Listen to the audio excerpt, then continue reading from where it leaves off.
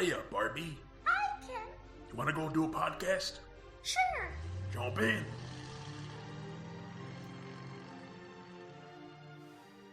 Ladies and gentlemen, fillies and gentacles, dragons of all ages, and everyone else, welcome to Pondering Pony. I'm your host, John, and with me I have my co-host. Don't worry, you're gonna be amazing. Remember, just stick to what you know best. I can't wait to hear your co-host, Jay. Why does every pony always think I'm gonna co-host? Actually, John, I'm the co-host tonight. Oh? And I'm the special guest. Hiya! Oh. Okay. Miss Piggy. Anyway, this is a podcast about toy media franchises, 2000s nostalgia, and whatever else we want to talk about.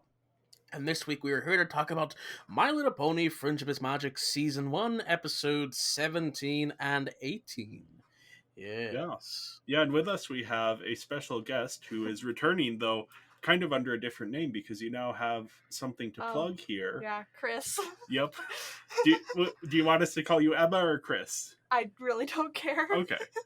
Well, yeah, I'll put in the episode description and stuff a link to your Instagram because you just did some podcast art for us that we've been putting on the episode. So here to promote that and to talk about this episode. But before we dive in, do you have a My Little Pony history? So as a kid, played with some toys growing up, and then we had a movie that we watched that I absolutely loved, and I'm kind of scared to rewatch, but I will for the podcast because I remember really liking it as a kid. I'm pretty sure I won't like it now. And then in middle school or high school, John convinced me to watch a few episodes of Friendship is Magic, and I don't think I got very far, but I did have like some fun with it. Okay. Yeah. Did you get Just to didn't get these sucked in. episodes that we're talking about? Or? No, I don't think so. Okay. Yeah, because this is deep season 1. Are you sure? Do you not recall? We had a deal about this where I don't think I held up my end of the deal. yes, where if I watched an anime because I was new to that, then you would watch a season of the show. And you told That was me in season 3. Did I watch you it? got into season 2. You were partway through Oh. season 2. So then I Yeah. guess I did watch this Okay. episode. I mean, I can imagine if you're watching them very close together, they kind of start to blend because they're already blending a bit for me. Because I definitely binged them when I watched them. And Yeah. Sure, yeah. Since then, you owe me about 100 seasons, so Hey, our deal was just the one. Anything you did after that was on you. all right. Your extra credit. John going above and beyond. Yes, anyway. This Well, yeah. episode. Let's start out with episode 17 here, Stairmaster. This was released February 25th, 2011, directed by Jason Thiessen and James Wooten as co-director, written by Chris Savino. This is his second and, I believe, final My Little Pony episode that he's credited as a writer for, at least according to IMDb. Animation, once again, by DHX Media and Top Draw Animation. Art direction by Red Sorensen. Music by William Anderson. And a song by Daniel Ingram. Yes. Plot for this one goes. Rarity is trying to put together a rush order the night the Kingdom Crusaders have planned a sleepover at her house. But Fluttershy offers to take the girls to her cottage, and while they are supposed to be asleep, to the Crusaders notice one of Fluttershy's chickens has escaped the coop and gone into the Everfree Forest. And so they sneak out and go after it. And realizing the girls are gone, Fluttershy follows after, bumping into Twilight Sparkle, who has been turned to stone by a cockatrice. And the cockatrice attacks the Crusaders, but Fluttershy gets it to stop by using her special stare. And the girls are impressed and start listening to what Fluttershy tells them to do, like normal children do. So, Emma, you mentioned to me that your favorite pony in the series when you watched it was Fluttershy.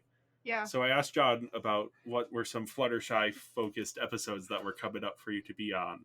So was this Fluttershy-focused enough for you? Oh, yeah, I really liked it.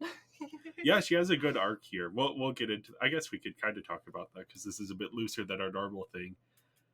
Yeah, she is sort of the focus of this episode. She has the big arc here. The girls are kind of also a major focus Well, here. they're more a background focus, I think.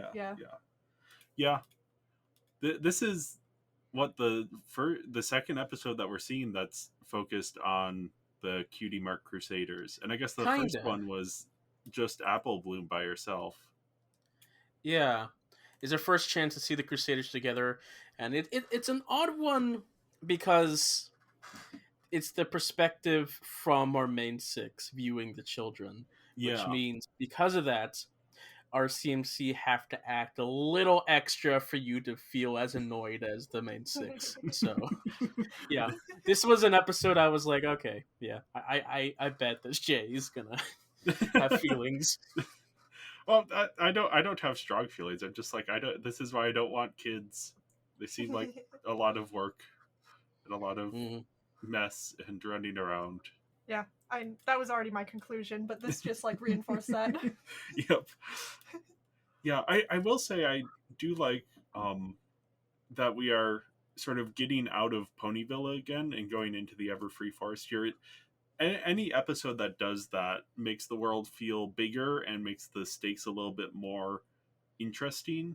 I mean, it's always really fun when they get to explore other things that only get mentioned once or twice.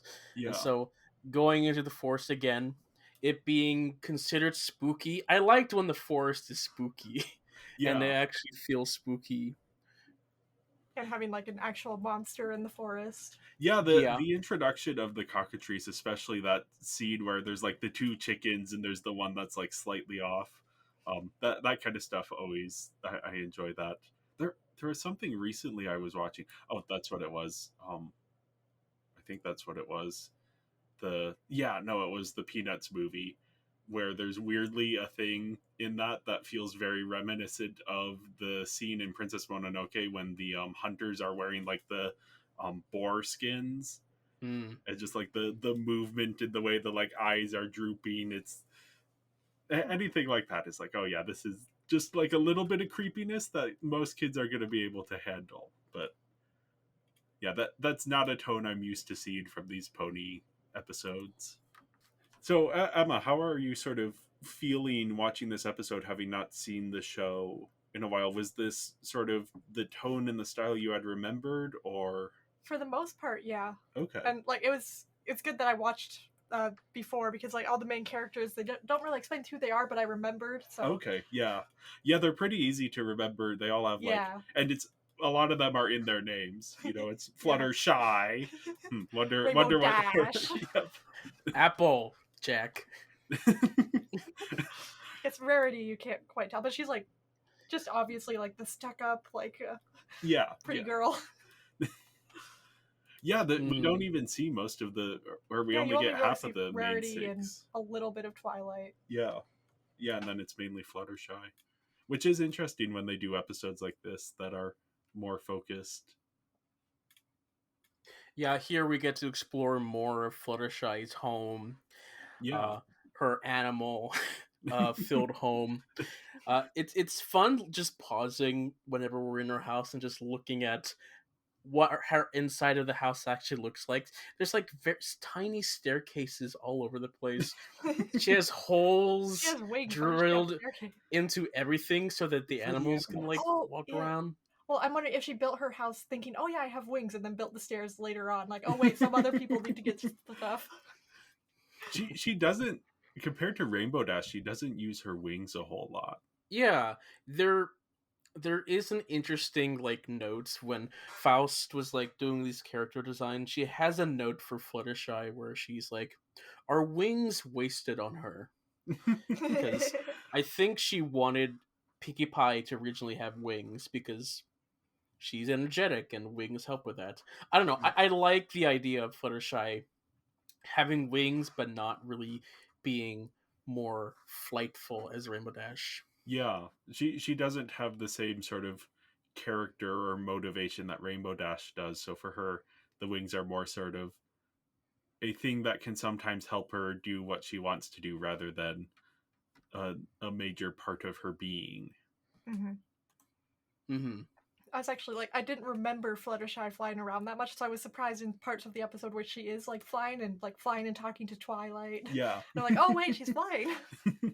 She has wings? What? I also have to imagine it's nice for the animators that they don't have to animate her wings constantly flapping.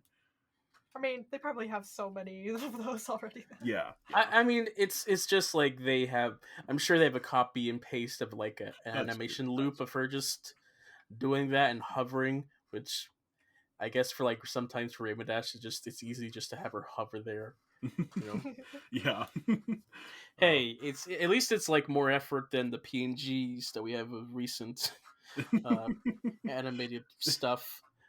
I Yeah. won't talk about what shows they are, but you know a few examples, listeners. Yep. Well, yeah, Fluttershy here, just to get a little bit deeper into her character.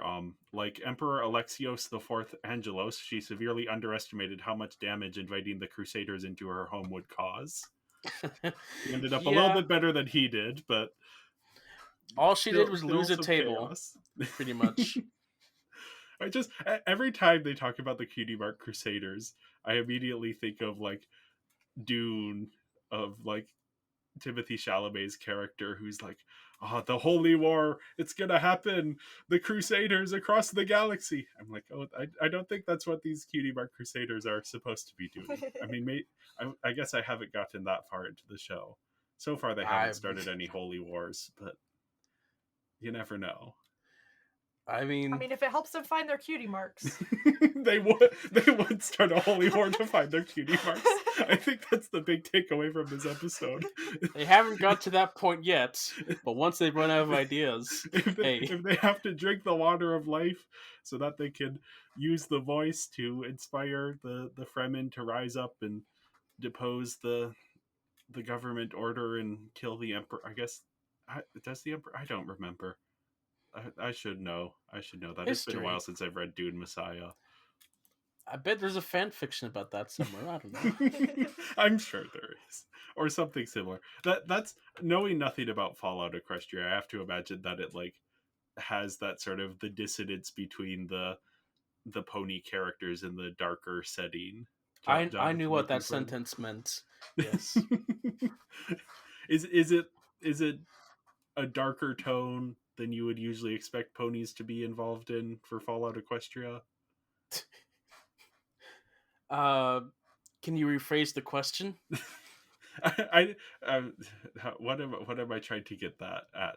Because it's like the pony characters are very in the show. There's like a Is it childlike, darker? yeah. Is it darker than the Yes, show? of course. It's yeah, it's Fallout, so of course it has to be darker, but it's also it's dark with that you can imagine these characters somehow being part of that dark world. Okay, okay, Kind of.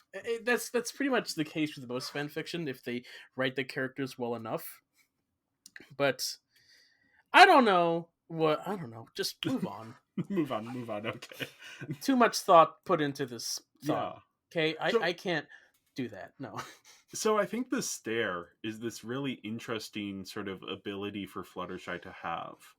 Mhm. Because it requires her to be more assertive than she likes to be, which makes it this sort of last resort thing. And I think we've kind of seen it before in the episode with the dragon, where she confronts the dragon. There's a sense of like, since she is such a quiet character, when she finally decides to speak up or be assertive, there's more power behind it. It's also interesting just thinking back in the past couple episodes that we've seen. The past 3 episodes have given 3 of our characters an ability of some sort. Pinkie Yeah. Pie has her twitches, Pinky Sense. Rainbow has her Sonic Rainboom, and here Fluttershy gets her stare, which I don't know, felt like an odd coincidence and why these Yeah. 3 episodes have these 3 things. But I yeah, I guess since we have now been introduced to all of them and are kind of more familiar with them, then it's like, okay, now we can get into a little bit more of like a little bit deeper, just to dig a little bit more in and see. I'm curious to see if the stare comes up again. I mean, I have to imagine it will. It seems like the kind of thing that can easily be overdone. yeah. I mean, the stare is less of a superpower and more of like the mother's stern look at her children that tells them to Yeah. stop. So yeah, I'm not going to say anything, Okay. but yes, Okay. sure. Did Have you have those any thoughts of thoughts, Emma, yours. on the stair? Yeah, I really liked that it was there because you'll have like this Fluttershy who's just being really cute, gentle, like please stop doing it, and then suddenly just stare, like okay, you will go stop doing it. Yeah, it's the moment of seriousness that like, hey, this is actually important here, and that is the moment that gets the Cutie Mark Crusaders to be like, oh, we actually need to listen to her. And then they run away. Yeah. But they still are like, after that point, they listen to her, and there's the great scene of Rarity comes to pick up the girls, and she's like, girls, gather your stuff, girls, why aren't you listening to me? And then Fluttershy just goes, girls.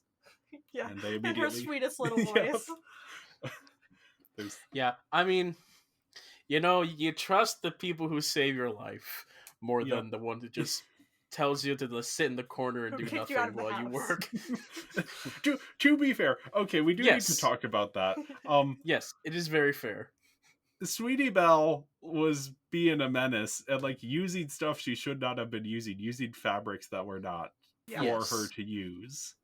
I don't know how she even did that, because Yeah. Rarity pulled out the fabric in the very same scene that she made the capes. So Maybe she had some on hand. Yeah, I was kind of wondering if it was like she had made a whole bunch of it, and this was just like the one piece that she was showing off to Fluttershy. But yeah, that is a question there, because you do see Sweetie Belle like immediately. It's like, oh, that's really cool fabric. I should use it for something. And it's like, hey, she works half fast. a minute later. She works really I mean, fast. yeah, to be fair, like they're not pretty stitches or anything. She's not taking her time on these. Yeah, speaking of which, I don't know if like you had this assertion before, but here it's more officially revealed that Sweetie Belle is Rarity's sister. Yeah, no, when we first saw her, however many episodes ago that did not occur to me as a thing.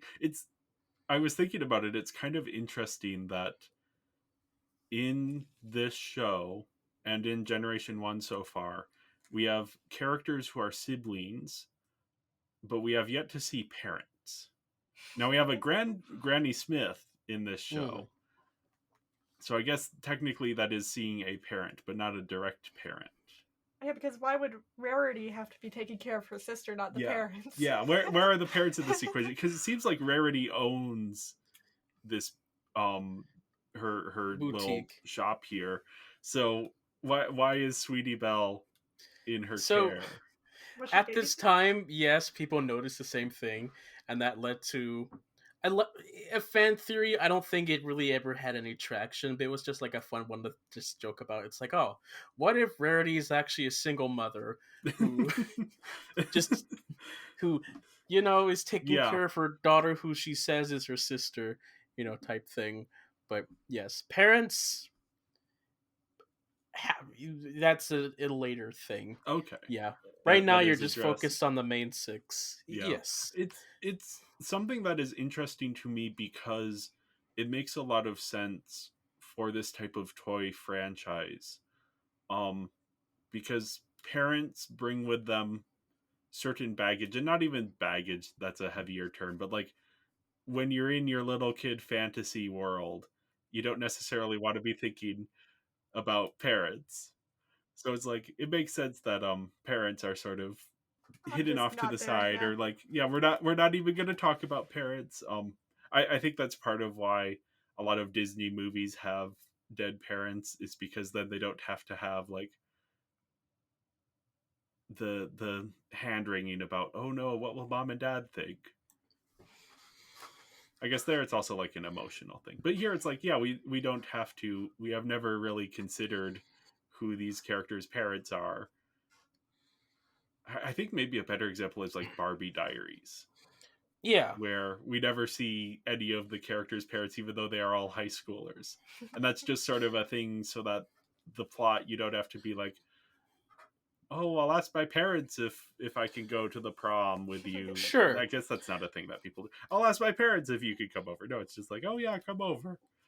It's definitely a thing more for kid shows to not focus on the parents, because it's really the adult bronies through questions like, where are the parents? And that eventually led to just them eventually doing stuff, talking more Yeah. about it.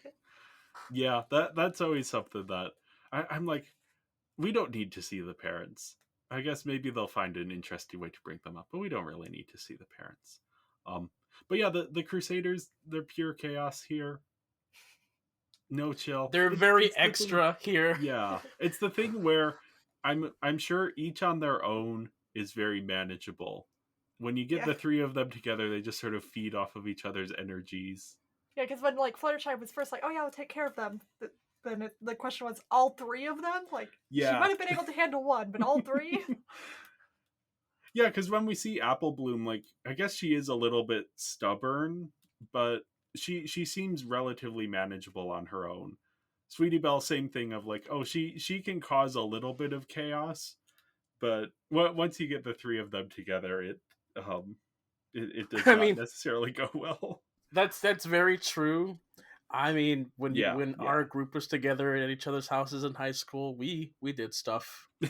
Not crazy stuff like destroy tables, but we filmed stuff and we're Yep. silly about that. Oh, I was thinking of an anecdote. Let me make sure I get this correct. It's from a podcast I listened to called Blank Check. One of the hosts was talking about Bert and Ernie and rewatching Sesame Street as an adult, because of course as a kid, is it Bert is the one who's like the more chaotic one, right? I don't recall. I think so.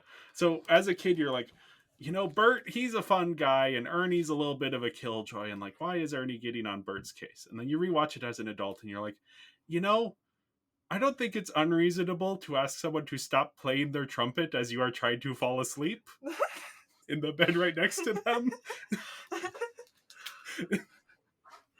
That seems like a reasonable request here. So yeah. With the whole lullaby situation, that was reminding me of that. Also, like the whole slumber party lasted like 3 minutes. Like they arrived, were there for 3 minutes, and then Fluttershy's like, you know what, bedtime, go to bed. Because she's at the point where she's like, oh, I just can't deal with this. They need to stop. And then of course well, her expectations were like sitting down, being quiet, doing fun things. Yeah. Which, is like, oh, she's the world champion of like not speaking. Yes.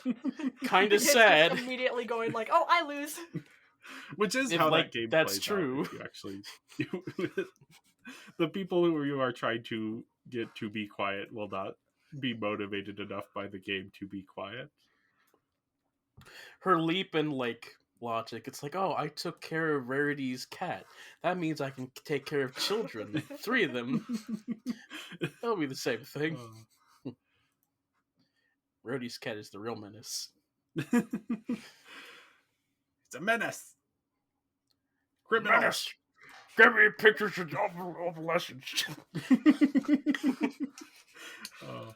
Scootaloo, we don't get much characterization here, I would say. Well, we learned that she's a chicken, How so? Sorry, it's a joke. Okay. In the episode, they're looking for the chicken. Yeah. And, Apple Bloom is like, oh, here's how you call a chicken, Scootaloo. And that, of course, led to, know how fandom is, meme dumb. And so now every reference of Scootaloo has something to do with a chicken. So Scootaloo is forever a chicken in the eyes. At least in the early fandom. Like, they were funny. Sure. Yeah. But yeah. Yeah, other characters here, Rarity, she just needs some peace and quiet. Yeah. Yeah, she's in over her head. Yeah. She maybe she also needs like scheduling and an assistant to help with all their orders. And the ability to say no. Yeah, that as well. Yeah, it's interesting. I had some. Oh no, a moment that I like is at the end of the episode when Rarity shows up and Fluttershy pretends that the girls were no problem at all. So you get just Rarity being exasperated of like, why are you so good at this? And then we, of course, know, oh no, Fluttershy did a lot to get to this point, even though she's pretending not to. And True, it does. Then you see the cat again, and I'm like, oh, was that true for the cat as well? Did the cat actually cause more problems? Probably not as many as the kids, but yeah, probably. I mean, Fluttershy probably feeds the cat, and the cat will just do its own thing and be happy. Yeah. Rarity forces the cat to do manual labor in her shop. She won't let Sweetie Belle help, but she'll force that cat to do stuff. Well, yeah, I guess onto the visuals. Emma, how do you feel about the visuals in general of this show? I like the colors and like it looks really nice too. I don't know. I didn't pay a whole lot of attention. It's for me, I have the problem of like I have been aware of this show for so long that it's just like, oh yeah, this is what My Little Pony looks like. It's just kind of, it's hard to talk in depth about like the animation choices. I will say the exterior of Rarity's house is ugly. That toyetic boutique, yeah. Yeah. I was gonna say, it is interesting how they have like buildings like Rarity's house that are super detailed, and it's cool that they do that. Yeah. They're like, oh, this shot we'll use a lot, so we'll just put a lot of detail into it. Mm-hmm. And then we have Fluttershy's cottage. Yeah. That's in the outskirts of the Everfree Forest, and Fluttershy is just scared of the Everfree Forest, so she just needs a better place to live, I guess. Yeah. And then the cottage, I was like, oh, this looks like somewhere you would enjoy living. Although we do also have Twilight Sparkle, who lives in a library. Yeah. So yeah. How about a combination, a library out in the middle of the woods? Nice little library cottage. Twilight was here. She got stoned. Yeah, she did get stoned. It's interesting. I was actually looking up some mythology stuff because I'd heard of the cockatrice before. I think it's like there's a line in a Shakespeare play that refers to it. But I was like, oh, a chicken that turns people into stone, isn't that like the basilisk? And I looked it up and like, yeah, they are somewhat synonymous. Yep. Because unlike what the Harry Potter books and movies would tell you, the basilisk is actually like has the head of a chicken. Huh.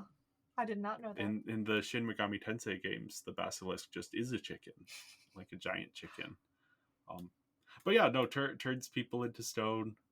I like the design. The design is kind of weird and it's like a chicken body with a snake tail coming out of it, basically. Yeah, it's a very good translation of like the illustrations that I was looking at into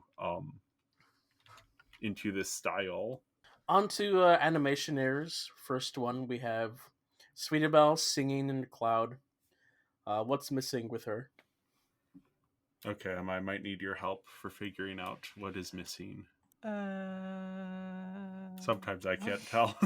Like I can't really tell with this one. Tell us, John, what's missing here? I see that you don't get the point, but yeah, she's missing her horn because she's a horn. I didn't even remember she had one.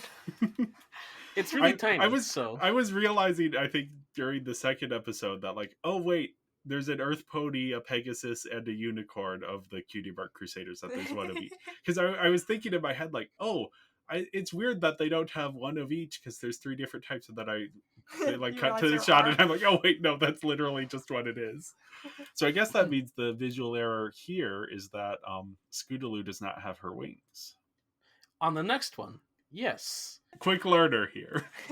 Yes. Also, it's right there in frame, so it's easier to tell. Yeah. Assuming you know enough about the character to remember that is a detail that would need to be. You see, if I was animating, this is the exact error I would make. Sure. Yeah. On to performances. A lot of the same cast. Yeah. Rebecca Shoyset does the backup vocals for the song with Sweetie Belle. Interesting thing about whenever Sweetie Belle sings, it's actually Michelle Creeper doing the singing voice. Okay. Emma, did you have any thoughts on the performances? I thought Lily Bell sung really well. Okay. Yeah. Sweetie Belle. Oh, Sweetie Belle. Yes. I know these characters. You know these I know these characters. until we were talking through them in this episode, I was like, I don't remember who's who, but now I do. Now I'm like, now Because that like I was expecting when she took over the lullaby to be super bad or whatever, but no, it was just loud, and that was yeah, the thing wrong with it. It was loud, and then she was very. She got too into it. It turned into a different genre of music essentially that she was generally decent at. Yeah. I like the songs in this one. I like hearing the same song done with different vocals and different styles, so that's Yeah. fun. It's a different type of quote unquote Pinky jingle with a smaller 30-second bit, but yeah. Yeah. Yeah, I've been enjoying the wider variety of music than we got in the first few episodes. Well, onto illusions via the Pony Wiki. So, yeah, the title was a play on the American exercise machine company Stairmaster, where you walk up, Oh. I guess, a pair of stairs. How that fits into this episode, I don't know. Yeah, It's just a pun. The episode features a cockatrice, which is a creature of legend mentioned from antiquity to the Middle Ages. Yeah. When Rarity holds the cut gold silk, a violin shrieks in the same fashion as the famous shower scene in the Alfred Hitchcock film Psycho. I don't know about that. I should have clipped the. I need a clip of that. Of that one specifically? Why? I don't know where else I'm going to use it. But... All right. Well, the part where the CMC get themselves hammers one by one is a possible reference to a similar scene from the Three Stooges. Which, sure, yeah, you could say that's what the CMC are in this episode. Sure.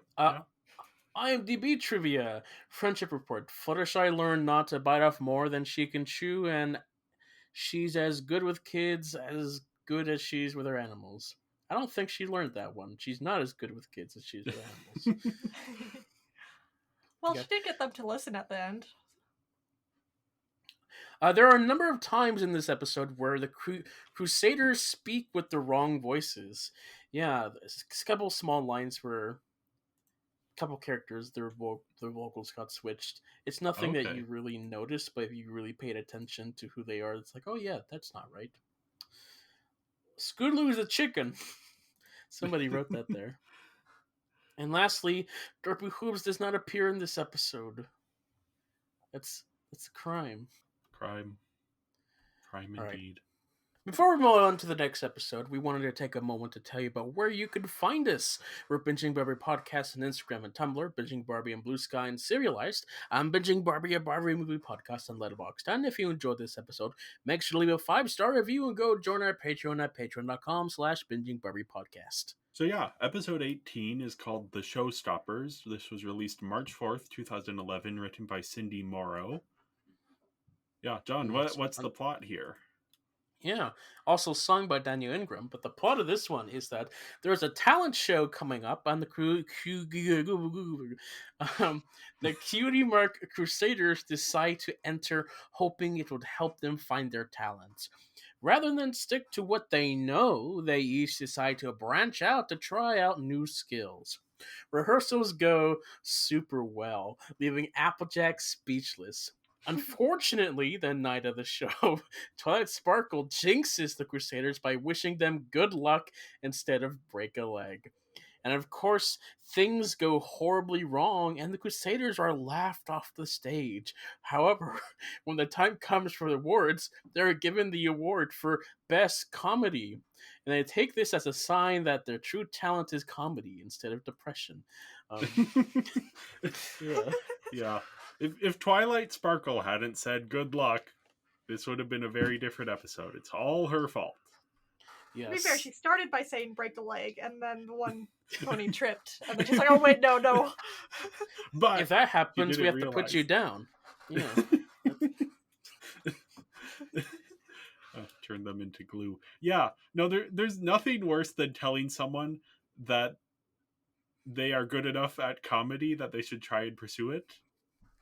Like, either it isn't true and the person bombs a stand-up set, or it is true and now they're a stand-up comedian. Like, there's no good result there. Be like, oh, you're funny, you should do comedy. No, it's a trap. It's a trap. Then you go on SNL and get on movies, and people get so tired of you. Uh, You that is still keep getting very hired. funny when you watch a movie, a comedy that was filmed in New York City. You could tell the filmmakers or someone on the cast knew people on SNL, because you'll just have the entire a cast of extras will be SNL people. They'll just be like, "Oh, here's the comedy club scene. Oh, look, the person who is on stage before the main character gets on stage is an SNL person. Oh, now they're meeting with their friends for brunch. Oh, look, it's two SNL people." Yeah. Oh. This is another CMC episode, but this one is more Yes. in line of what the CMC are typically portrayed as, instead of Okay. the chaotic menaces that we saw last time. There's still There's still chaos, menaces not here, Well, but you're following their journey instead of just seeing the antics through the eyes of our main six. yeah, that point of view, I hadn't really thought of the difference in point of view, but that is an interesting thing here. And yeah, we're getting like we're seeing all of their various exploits. They're going to different locations and climbing mountains and starting holy wars to try and figure out what their cutie mark will be.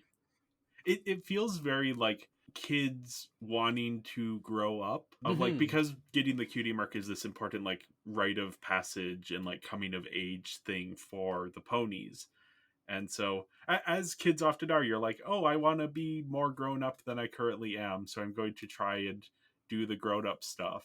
So, trying to find their cutie mark is sort of this like they're trying to be a little bit more grown up than they actually are, and maybe not realizing that the journeys that they're on are actually more important than getting to find their cutie mark. Or that your cutie mark is something that you already are, not something that you need to try out. I mean, that too. Yes. It's just a psychological thing of realizing, oh wait, I'm actually pretty good at this. So Yeah. that means I'm gonna do the complete opposite. As showcased here. That scene of them like figuring out what they're going to do as part of this talent show and all deciding on a different thing than what they should actually be doing. Well, to be fair though, I think that is something that kids should do. Yeah. Like, it went disastrously, but I was so proud of them. Like, oh, they're trying something different. They're doing what they want to do rather than what they. Well, they might have forced themselves to do it, kind of. I don't know if they really wanted to do that. I think they don't realize what they are good at enough to know that that is their thing. Which is kind of the difference of like looking at yourself versus other people looking at you. Is like something that you are good at, you may not recognize, even though everyone else around you is like, "Oh, it's completely obvious you are good at this." Uh-huh. But yeah, we're getting three of those here, and it leads to a very interesting results. I think this is a good illustration for anyone who's like confused about the meaning of camp. Specifically like the purest, most traditional definition of camp, which is something that is bad or is a failure but is enjoyed anyways. So in here it's this as illustrated by the Cutie Mark Crusaders putting on this what is supposed to be this very serious musical number, very sincerely done, but it gets interpreted as comedy because it goes so horribly wrong. There's an element of camp there. Yeah. I don't know if I would have called their act a comedy if all of their sets came crashing down. At that point, I would have been like, that's okay, just Buster something's Keaton. wrong. Yeah. What if Buster Keaton was just trying to make a normal movie and then like all of the comedy stuff was just entirely accidental? Maybe that's what actually happened. No, that's not at all what happened. But yeah, I was kind of surprised with all the sets falling down. None of the other ponies rushed on stage. Like, no, these kids are gonna get hurt. It's the thing of like, because it is happening on stage, it doesn't feel like there's a level of, oh, this must be. It's the Will Smith slapping Chris Rock at the Oscars where everyone goes, oh well, this is obviously a bit. And then you keep going and you're like, oh no, that was real. That was an actual slap. Yeah. Is it weird to anyone else that like the entire population of Ponyville shows up for this children's show? I mean, And that feels very like the Ponyville seems very What other forms of entertainment are there? community that too.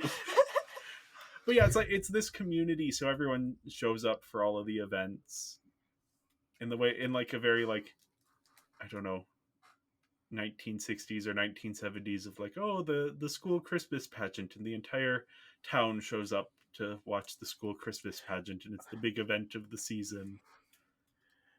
but a talent show and a Christmas pageant are two different things. Well, they presumably don't have Christmas in I guess maybe they do have Christmas in Ponyville. We'll get there. Okay. I guess because I have They actually probably seen do, episodes yeah. There's gotta titled be a or like Christmas show. special Christmas special, so there is something. But yeah, no, it's just like it's back when it's harkening back to a time when the school putting on an event and inviting the community was a thing that people would actually show up to, as opposed Yeah. to like nowadays where it's like you show up if your kids are there. Yeah. If your kids aren't there, then you're getting arrested. Yeah, basically. Yeah. So a fun detail, I don't know if it's an actual detail, but we see Snips and Snails, and here they're performing a magic act on the show. And for me, I don't know, I thought that was really cute considering their obsession with Trixie. Oh, that's true. Yeah, that they've sort of turned that into a show here. That goes I don't know on. if that was an intentional thing or not, but it was just something that I noticed this time. I was like, oh, that actually seems pretty cute.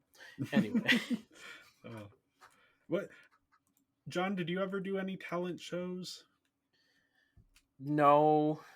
I hated going to them because they only ever did two things. They sang a cover of a song with the actual song playing in the background with the vocals still intact, or they did a dance, and it was never any good, and I felt like it wasted my time. I had no school spirit, to be remembered. Yeah, no, yeah, that I was spirit coordinator on student council one year, and I didn't have any school spirit, so yeah. The only thing I remember from a talent show was one of my friends was announcing like who was singing what or whatever, and one time he's like, "Oh, these two people singing Titanic," when they were singing Titanium. Yeah.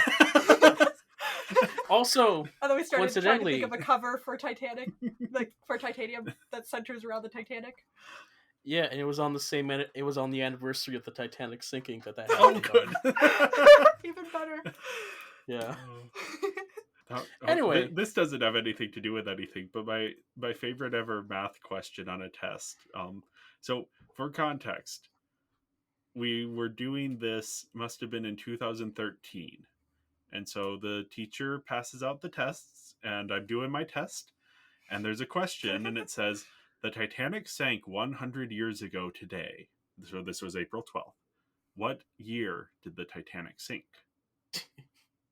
2013, 100 years ago. The Titanic did not sink in 1913. It sank in 1912. The teacher had reused the question from the last year and hadn't realized that it was going to be a problem. So when we got it back, I put 1913 because it's like, this is a math test, not a history test. So I should put the math answer, not the history answer.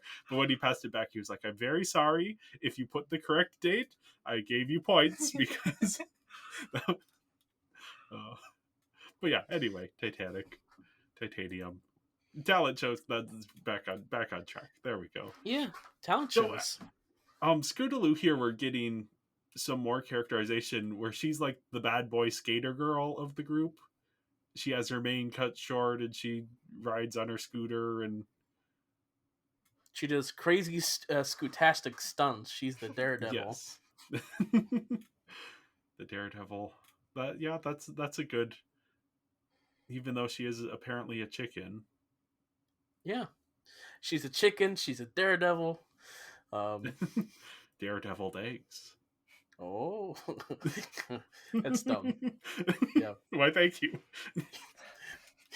Yes. Apple Bloom, you say here that she's somewhat multi-talented. I mean, okay, so I'm also considering like future knowledge of what she's done. Okay. But like she appears to be pretty decent in a few things. This episode showcases that she's good at building stuff and other crafty Because things. she was the one giving the like tips to the others. Yeah. Well, no, she was giving the Right. tips to Sweetie Belle, who was doing the designs. Oh, Hmm. Sweetie Belle was giving the songwriting tips to Scootaloo, and Scootaloo was oh giving yeah. the So dancing they tips. all like shifted Yes. over a role from what they should have Yes. been. Yeah. Yeah.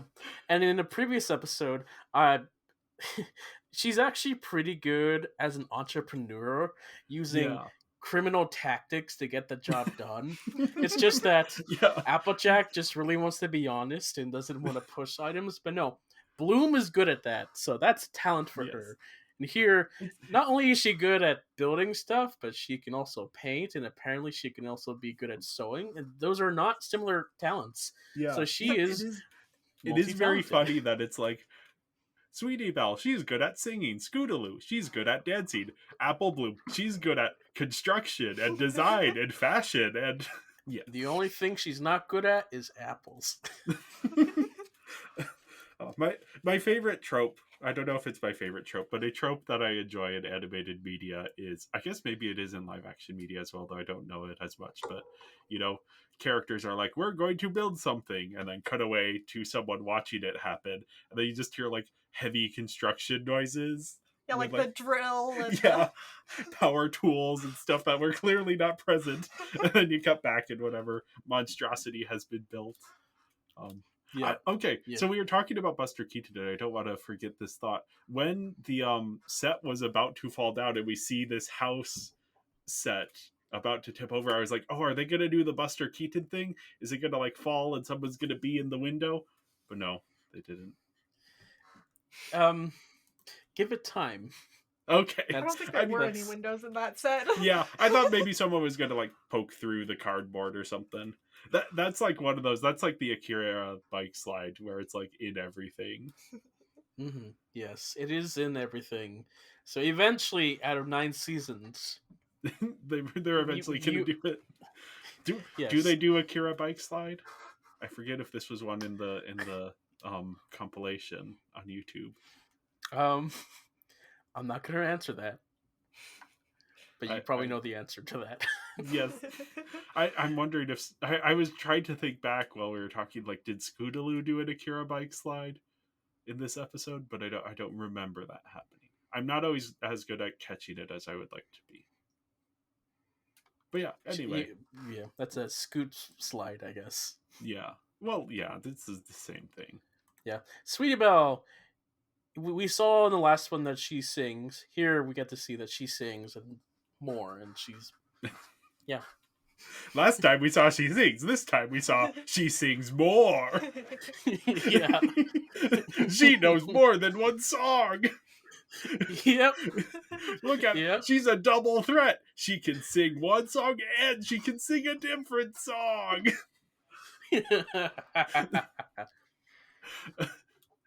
Yeah, I'm not. Is this your note or my note, or someone it's else's your note note. here? Not mine. I don't know what I was thinking when I wrote. Not quite sure which role. Oh, she is not quite sure which role. Oh no! she Here's thinks- what it is. So Apple Bloom is like the sort of the more reasonable, level-headed of the group. And then Scootaloo is the daredevil. So then Sweetie Belle is in like I'm not quite sure where she goes yet. Well, if we follow like Powerpuff Girl logic, she should fill the role of like the bubbly extra Yeah. one, but she doesn't quite do that. I think maybe she shares that role with Apple Bloom. They Yeah. seem to kind of have similar. Apple Bloom vibes. is kind of, even though she is the impromptu leader of the group, Sweetie Belle, I guess, is kind of like the second in command who has similar attributes to Apple Bloom. But the role she will typically fill in the future is the voice of reason. Okay, interesting. She's the smart one. Yes. She's the moral one, at least. Oh, At least in the future. Okay. Right now, she's doing her own thing. She's Yeah. the singer one. we haven't gotten like strong characterization established of each of them the way that we did with the main 6 when in like the first couple episodes. Feels like they're still a little bit more ephemeral. Oh yeah, there's time. They're still growing, figuring out who they are. Yeah, Finding haven't their started the talents. Holy War yet. That'll be No. soon. No, they were just doing a montage of everything else before they decided to do a holy war, just to see what they do. They haven't had their vision of the future. Hey, we see them like collecting artifacts already. They stole Rarity's fabrics. And it was They gold took too. Twilight's book. Yeah. Which Twilight's is a library, so they could just check it out. They don't. I should sit down and read a history book about the Crusades just so that I can make like niche history jokes. For the one that I made earlier about Fluttershy, that was actually I was watching some overly sarcastic productions and then was like, oh, I should come up with a joke that's Crusade related for this episode. That's I don't want to overpromise. Maybe I should make that a goal, that I come up with a specific Crusade joke for every episode with the Cutie Mark Crusaders. Mm-hmm. I'm not going to promise that, but maybe I will. We'll see. On now to the visuals, I think. Is there... I like the sort of glam rock look that they put on. Oh yeah, it was a lot of fun. Yeah, very fun. Lots of cool 80s rock aesthetic. Yeah. Yeah. I didn't catch it in the episode, but looking up screenshots for the episode artwork, I noticed the Bohemian Rhapsody reference. Mm-hmm. Yeah, with them being hidden in shadow and spotlight. Yep. Yeah. Of course. Yep. Definitely a not so subtle homage, I guess. So John, and I guess Emma, and I could comment on this as well, as people who have been in the theater. Yes. The various mishaps on stage here. Any comment on anything there? I don't know why the Phillies are handling the lighting of the production. Oh, yeah. That was interesting. I liked when one of them is trying to like swap out the gel in the middle of the song for like one line, and the spotlight isn't even aimed at the right spot.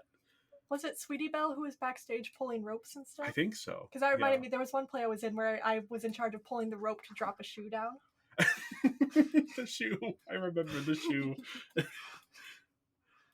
So that was somewhat realistic. Yeah, I don't think you'd be able to actually kick a hole through one of the backstage, one of the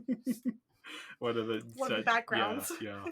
But she does karate, and their whole thing is to be fair, she does breaking karate boards. and she has hose, so maybe you would be able to. Yeah. No. I mean, you don't take that theater stuff too seriously. Yeah. Yeah. I mean, the lighting is really the biggest issue, because you don't put expensive equipment like lighting and have the kids handle the movement of the lighting. You need someone there. But it doesn't matter for this. This is doing what it wants. That was just reminding me of, I took a class on stage directing in college, and we had to, like, the final project was to direct our own scene, and I had like my lighting cues all figured out, and then I was like, okay, I'm up in the lighting booth ready to do this, and the person in the lighting booth is like, no, I'm doing the lighting for all of the productions here. I was like, and then he messed up all of my cues. Ooh. It's like, that's why we have tech I made rehearsals. it complicated on purpose because I was gonna do it myself. Well, see, that's where you got it wrong, Jay. You just sit there and tell them this cue go, this cue go, this cue go. Oh, that's literally what it was. It's just there were a lot back to back that were like timed with specific lines. That was like, so a bit too much on a first run through to be able to get all of them. I mean, like, I didn't get a bad grade on it because the professor had actually like watched me do our tech rehearsal. She was there for that. It's just that the person who was running the lights, obviously very busy because it's a college drama department, so there's other stuff to do that's not showing up for random students to do tech rehearsals of their 10-minute plays for the final project. It was just like, that was a little disappointing. But yeah. All right. Well, the first visual error, I brought this up multiple times before. Crowd shots. What's wrong with crowd shots half the time, Jay? Oh, Cutie Mark's missing? Yes, Cutie Mark's missing. Jay was circling them with his mouse, so that's Yeah. he gave a Cutie hint. Mark's missing. Characters who should have horns not having horns. Also, copycats. I see at least 5 Lyras, the green ones, in this crowd. So, Yep. you know, Lot of ponies in Ponyville look very, very similar to each other. yeah, and they've not yet found their life talent. So, Nope. nope. I mean, good thing they're at a talent show, I guess. They're being tired, yeah. Yep. Struggle bus is real. Next one. Fluttershy. Yes. Oh, is there? I think so. Well, she has like highlights in her hair. Does Fluttershy have them? That's not Fluttershy. No. It's not Fluttershy. Okay. Not everything that's pink is Fluttershy. Jay. Oh, I see. There's one in the front row. I was looking further back. Yeah. Where there's a little bit more obstruction. Yeah. No. All Easy that mistake. glitters is not Fluttershy. No. Looking on to the next image, it might not be. Oh yeah, the wings is one thing, but also I believe those are the incorrect eyes for Scootaloo. She has Apple Bloom's eyes in this shot. So Okay. Yeah, their eyes do look similar. Don't have a picture of them. yes, her eyes are typically purple-ish. Yep. Okay. Scrolling up, there's yep. Oh boy. Performances. Yeah. We have Scootaloo doing some singing. Does Madeline Peters do the singing as well? Yeah, she has a great voice for Scootaloo here. I mean, that it's perfect, and like yeah, it's perfect for what it was supposed to be. yeah, and I feel like Yeah. it does sound like someone who knows how to sing at least a little bit, intentionally singing wrong. Yeah. I don't know enough about Madeline Peters to say if she is a strong singer or anything, but she clearly She knows doesn't what need to be she's for doing this role, here. right? Yeah. Yeah, I mean, for this show that's intentionally supposed to be not great, yeah, she does a great job at telling it. Yeah. Apparently, Silver Spoon was. I don't think she had any lines, but she was there. Shannon Kent. I think she had like some snide remark as she's walking out on stage or something. Okay, well that's a quick one to miss then. Twilight. I'm not sure what's Twilight doing here. Is she like co-funding this event? I know that she's hanging out with Cheerly this episode. Yeah, so. she was like backstage, but is she just encouraging the girls, or is she helping out with something? I think she is there because they needed someone to say the lines to the girls. Yeah, I think she is there because the script said. Also, she needs to like write a letter to Celestia, so she needs to like witness. There was no lesson. Like she says, this is gonna make for a good lesson, and then there is no like narration of like, here's what I learned this episode. Okay. But yeah, it is weird when every time she says "My Little Ponies" in this, it just doesn't sound natural. No. Whenever she says it. It's not Bob Odenkirk in My Little Women or Little Women, My Little Women. Yes. That was better than My Little Turtles. Yes. Yeah. That actually has multiple words in the title. That Teenage Mutant Ninja Ponies. I guess that is kind of Apple Bloom is the one who does karate, right? She did once or twice. She had one lesson with Rainbow Dash. Ninja pony. She just needs a mutation of some sort to be a Teenage Mutant Ninja Pony.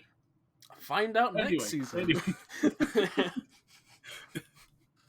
Yes, she turns into a turtle. Yeah.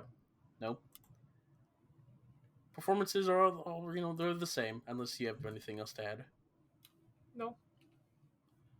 The song is fun. It is. It is. It's intentionally supposed to be bad, but it's still a banger to me. Like I always enjoy whenever it comes up on my mixtape when I'm on a road trip. It's like, oh yeah, this song. It confuses anybody who doesn't know the context, but yeah. Hey, good conversation starter. Those are the best types of Yes. songs. Yes. On to allusions via the Pony Wiki. So, Daniel Ingram, the show's music composer, describes the Cutie Mark Crusader song on his website as cheesy 80s with three out of tune soloists. The song itself has very similar melodies to the 80s hits I Just Died in Your Arms, Holding Out for a Hero, Don't Stop Believin', and Alone. I feel like I heard at least some of those. Holding Out for a Hero and Don't Stop Yeah. Believing sound familiar. I mean, I feel like I heard those references. I know all of these songs. I think I don't know. I don't. You would if I played them for you, you would be Okay, like, yeah. Oh yeah, that's what they're trying to do. The costume designs strongly reflect the 1980s fashion. Apple Bloom dons a bandana on her head, and both Scootaloo and Sweetie Belle dress in typical glam rock face paint and bodysuits with big hair. I was thinking like Jam and the Holograms, with Okay. Scootaloo specifically. Yeah. Yeah, I didn't make that specific connection. I was just sort of thinking more glam rock in general. Mm-hmm. Scootaloo hitting her head against the piano while shouting "Never, never, never" parallels the same behavior by Dawn Music in Sesame Street. Oh, of course.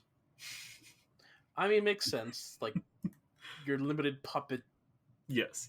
movements. Yeah, that makes sense. Lastly, the lighting during the first part of the Crusader song, showing only their faces surrounded by shadow, is similar to the music video from Queen's Bohemian Rhapsody. Yes, the obvious one. Mm-hmm. Yeah. IMDb trivia French report: embrace your true talents. Except it wasn't embraced. So, Yeah, I was kind of At surprised when they're like, "Oh yes, we're comedians." Yeah. Mhm. They learned the wrong lesson from the talent show. Yes. Because they will try and be funny and it will not work. That's what's gonna happen next. Again, they're gonna someone told them, "Oh, you're funny. You should try comedy." They're gonna do their stand up routine at the next Ponyville open mic. It's gonna go so poorly for them. Yeah. Yeah. I've been to an open mic once. It was Okay. rough. I don't Anyway. know if I've ever been. I've been to comedy shows, but I don't think I've been to an open mic. Yeah. It was really rough. Like, yeah, I don't want to get I into can it. imagine. It's the kind of thing of like you imagine you're gonna go there and like see the next big comedian do one of their first ever sets, and then you show up and you're like, oh no, this is literally just people who shouldn't be doing comedy, but since it's like, hey, anyone can do comedy tonight, they show up and Yeah. try and do their Yeah, it's Joe Smith from down the street who Yep. thinks he's funny. Yeah. It wasn't even who's at been a told comedy he's funny club. by someone Oh else. no. That's my whole point with this thing. Don't tell people they're funny. Yeah. Yeah. Yeah. This wasn't even at a comedy club. It was at a brony convention. So, Oh, yeah. I mean, at least that's a little bit more topical, but yeah. More topical, but my gosh, like, oh, the energy in the room was bad. Anyway, at the end of the talent show, the little ponies are lined up on stage. Twist! White pony, red mane glasses that we saw from the other episode is missing her Oh, of cutie course, mark, that episode. which she got earlier in the season in the same episode as the Cutie Mark Crusaders were formed. Okay, Her that episode. Apple Bloom's old friend that we never get to see again, really. Well, because she has her yeah. cutie mark, so she can't be part of the Cutie Mark Crusaders anymore. Yes. The They sad did. thing. They gave her a weird amount of characterization for a character who is disappeared from the show. Yes, definitely. And of course, lastly, Derpahoob. She appears here again with her crazy eyes. So fun. She looks at the camera. So Emma, I don't know if you've listened to any of our previous episodes, but I have my little thing that I've been calling my cultural anthropology corner, because I figured the way to approach this show, rather than trying to, I mean, I'm not trying to enjoy it, but I know that this is a show I'm a little bit late to the party. A lot of the hoopla has happened, and I don't know how much it appeals to my sensibilities anyway. So I've been trying to figure out, why did this show hit big the way it did? Why specifically this show? So I've been chiming in every few episodes with my little observations here. And but my thing here for this episode is I think it was smart of them to backload the kid focused episodes, because I made an observation that the first couple episodes you have this very interesting thing where Twilight Sparkle is the POV character. And as a protagonist, she is very interesting for this type of kids show, because usually you have the Barbie and Chelsea Barbie Dreamtopia thing, where the protagonist of the show ends up in this fantasy land, is like, oh, this is so cool. Oh, the Candy Mountain, that looks so tasty. Oh, Mayor Munchable, hi, I love you. You know, that like little kid thing of like, oh, everything is so cool and pretty and awesome. So you have Twilight Sparkle, who is like introverted and sarcastic, and you put her in this fantasy setting, and she is reacting the way that a slightly older audience is reacting to things. Like Pinkie Pie shows up in a super hyper, and Twilight Sparkle's a bit like, what's going on here? Why are you accosting me? I don't want you to throw a party for me. So yeah, when the kids get introduced here, they're a little bit closer to what I would expect from a kids show of this era. More of they aren't like Barbie Dreamtopia level, but the way they interact with the world is much more sincere. So by holding them back for a few episodes, they've been able to, now that they're introducing them, people are a little bit more invested in the show by this point, so they aren't going to bounce off it. Whereas if this had been like episode 3, I think you would have seen a lot of people give up at that point. Yeah. Mm-hmm. In later seasons, they're more evenly spread out. Okay. Here, of course, we had 2 episodes back to back that featured Yeah. heavily CMC. So, in future seasons, once we're used to them, it's like, oh yeah, every quarter we get an episode. So yeah. Yeah. Any observations from your end about revisiting this show, these particular episodes, Emma? I mean, it seems like a decent quality produced show. Like it just isn't quite my cup of tea, I think. But That's fair. Yeah. It's still fun. Like it would be a nice show to have on in the background, I think. In the background, sure. Or you're like me, who watches it, never skips the intro.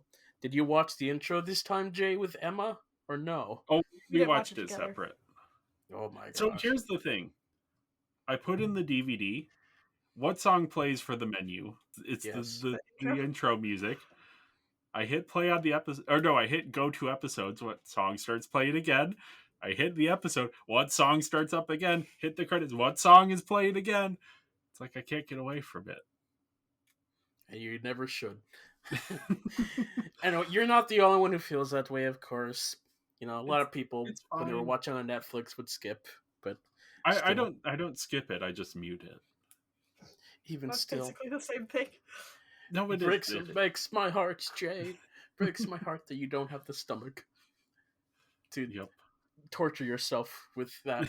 I mean, I will not always mute it. It's just like I don't. Yeah, I get it. Constant. I get it. You're not at my level yet. You're No. you're still learning. But one day you'll be. Maybe. One Probably day you'll not, float. but- They'll always float. Anyway, thank you everyone for listening, and make sure to follow us on social media and whatever platform podcast of choice. I don't know. Just we said the names. You could find us there. You can listen to us wherever you want to. But yeah. Also, thanks to Chris Anthony for our series artwork. You can find her at you say that stuff. Yeah, CHRYS_ANTHEM_UM. So that's Chris with a Y, Anthem, and then UM. It's the flower chrysanthemum with underscores in between. Yes. Just want to make sure that because people might try and, if I say chrysanthemum, they might try and type it out with an I instead of a Y. Yeah. As you do. Yeah. Been making some cards recently. Yep. Link to the shop you can find on Instagram. Yep. Or if you go in person to my friend's bookstore in a very specific part of the US. I mean, hey, maybe some people will. I feel like friends of mine maybe sometimes listen to episodes, so maybe they'll listen to this and hear that. And yeah, I'll have links to all of that in the description for people who are curious to check out some of your artwork. And yeah, thanks for joining us. Thanks for having me. Yeah, always fun to have you on. Yeah, we'll be back next week for episodes 19 and 20. And until then, stop by the local KFC and order a bucket of Scootaloo. So, Bye, ponies. Bye. Shooby-doo.